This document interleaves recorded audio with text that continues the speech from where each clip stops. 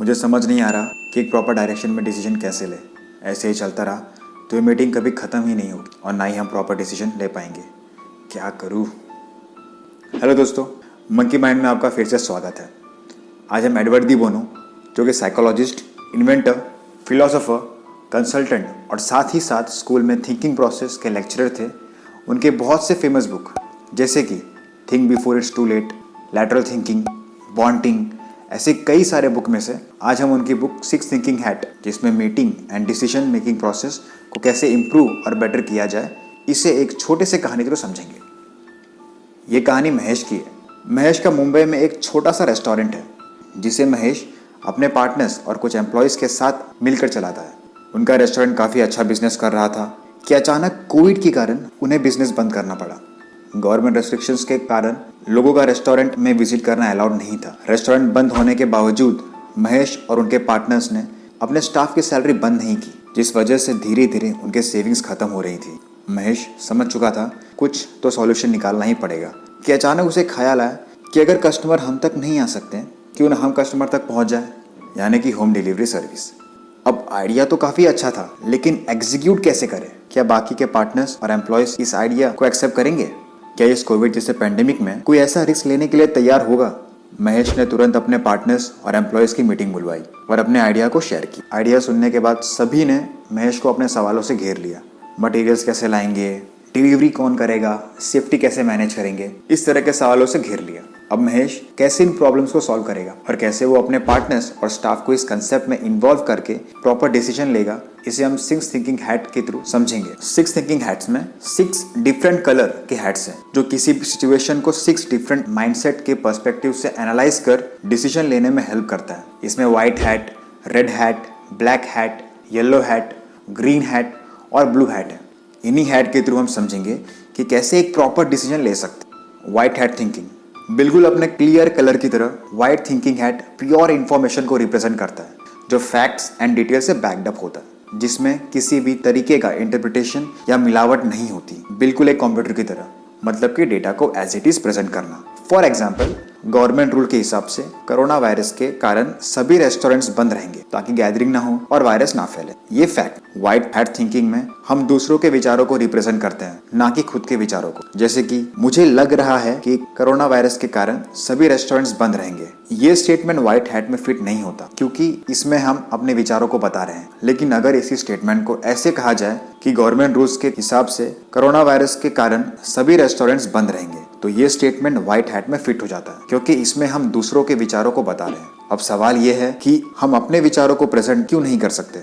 और अगर हम दूसरे के विचारों को प्रेजेंट करते हैं तो क्या गारंटी कि वो फैक्ट एंड फिगर सच हो? झूठ भी हो सकता है। तो इसका आंसर ये है कि हम अपने विचारों को रेड थिंकिंग हैट में बता सकते हैं, और दूसरे के विचारों को वेरीफाई करने के लिए हमें डेटा को 2 फैक्ट्स में डिवाइड करना होगा। एक है बिलीव्ड फैक्ट और दूसरा है चेक्ड फैक्ट। जैसे कि रवि को लगता है कि कोरोना वायरस डेंजरस है।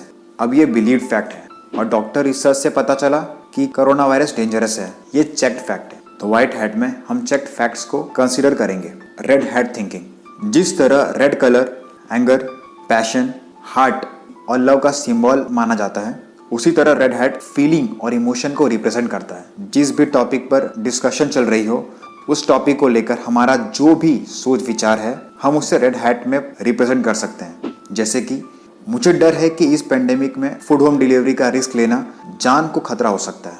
मुझे ये आइडिया फ्लॉप लग रहा है। इस तरह उस टॉपिक को लेकर हमारे जो भी फीलिंग्स हैं, हम उसे रेड हैट में बता सकते हैं। और जो भी फीलिंग्स आ रही हो, उनका रीज़न देने की ज़रूरत नहीं, जब तक उस फीलिंग पर डिटेल फोकस ना किया जाए। हम रेड हैट का यूज़ क्यों करें?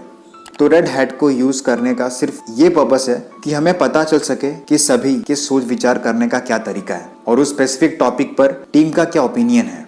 टीम मेंबर्स की फीलिंग, उनकी इमोशन, उनके स्पेसिफिक टॉपिक से कितना अटैचमेंट है या क्रोध है, इसका पता लगता है, जिससे हम प्रॉब्लम को आइडेंटिफाई कर एक प्रॉपर डायरेक्शन में रिक्वायर्ड डिसीजन और एक्शन ले सकते हैं। ब्लैक हैट थिंकिंग, बिल्कुल अपने डार्क कलर की तरह ब्लैक हैट क्रिटिकल थिंकिंग किसी भी सिचुएशन के कौन कौन से वर्स्ट और नेगेटिव कंडीशन हो सकते हैं उसे रिप्रेजेंट करती है। ब्लैक हैट लॉजिक के साथ नेगेटिव सिचुएशन को समझता है। इसमें हम इमोशन का यूज ना करके सिर्फ और सिर्फ लॉजिक, फैक्ट्स एंड फिगर्स का यूज करते हैं। ब्लैक हैट को हम व्हाइट हैट से कंबाइन कर चेक्ड फैक्ट्स एंड फिगर्स से वह सिचुएशन को एनालाइज और प्रेडिक्ट कर सकते हैं, जो लॉजिक पर बेस्ड होगा, ना कि इमोशन पे। हम नो कॉन्टैक्ट होम डिलीवरी कैसे करवाएंगे, हाइजीन सप्लाईज का कॉस्ट ज़्यादा हो जाएगा, कोविड में वेजिटेबल्स को सही टाइम पर कैसे अवेलेबल करवाएंगे, फूड पैकेजिंग मटेरियल्स कॉस्ट कैसे मैनेज होगा, एक्स्ट्रा मैन पावर वो भी इस पेंडेमिक में अरेंज कैसे करवाएंगे। ऐसे सब क्रिटिकल थिंकिंग को हम ब्लैक हैट में बता सकते हैं। येलो हैट थिंकिंग, बिल्कुल सूर्य की रोशनी की तरह येलो हैट पॉजिटिव वाइब्स और पॉजिटिव थॉट प्रोसेस को रिप्रेजेंट करता है। जिस टॉपिक पर डिस्कशन चल रही हो उस टॉपिक पर पॉजिटिव आइडियाज को डिस्कस करना, उस आइडिया के पॉजिटिव साइड को देखना और समझना, ये येलो हैट का कॉन्सेप्ट है। येलो हैट में भी पॉजिटिव थिंकिंग लॉजिक के बेस पर यानी कि चेक्ड फैक्ट्स एंड फिगर्स के बेस पर लिया जाता है, ना ही कि इमोशन से। यानी कि हम येलो हैट को व्हाइट हैट के साथ रिप्रेजेंट कर सकते हैं जो लॉजिक से बैक्ड अप होगा, लेकिन हम येलो हैट में पॉजिटिव आइडियाज इमोशन पर नहीं ले सकते क्योंकि इमोशन का कोई लॉजिक नहीं होता और येलो हैट सिर्फ लॉजिक पर पॉजिटिव आइडिया को रिप्रेजेंट करता है। जैसे कि होम डिलीवरी बॉय को प्रॉपर हाइजीन ट्रेनिंग देकर ट्रेन करेंगे। होम डिलीवरी से जो रेस्टोरेंट के बाकी एक्सपेंसेस रिड्यूस हो जाएंगे, जैसे कि electricity cost, cutlery cost, dining cost, उसे हम हाइजीन में यूज कर सकते हैं। माना कि होम डिलीवरी में भी रिस्क है, लेकिन अगर सही से प्रिकॉशन ले तो हम इसे मैनेज कर पाएंगे। स्टार्ट के लिए हम वीक में 2 या 3 बार ही डिलीवरी ओपन रखेंगे, फिर जैसे जैसे रेस्पॉन्स मिलेगा food options and delivery service को वैसे वैसे इंप्रूव करते रहेंगे। तब तक हम नॉर्मल मैन पावर में ही ऑपरेट करेंगे। ऐसा पॉजिटिव डायरेक्शन और थॉट को येलो हैट में रिप्रेजेंट कर सकते हैं। ग्रीन हैट थिंकिंग, बिल्कुल पेड़ के हरे पत्तों की तरह green hat creativity, new and alternative ideas और इंप्रूवमेंट को रिप्रेजेंट करता है। कोई एग्जिस्टिंग आइडिया को इंप्रूव करना या फिर नए नए आइडियाज को एक्सप्लोर करना और इम्प्लीमेंटेशन की पॉसिबिलिटीज को खोजना, इसे हम ग्रीन हैट में सीख सकते हैं। जैसे कि होम डिलीवरी के आइडिया को इम्प्लीमेंट करना, highly demanded healthy food options को एक्सप्लोर करना, कस्टमर को कैसे अट्रैक्ट करना है ये सीखना, ये सब क्रिएटिविटी एंड इम्प्रूवमेंट आइडिया को ग्रीन हैट रिप्रेजेंट करता है।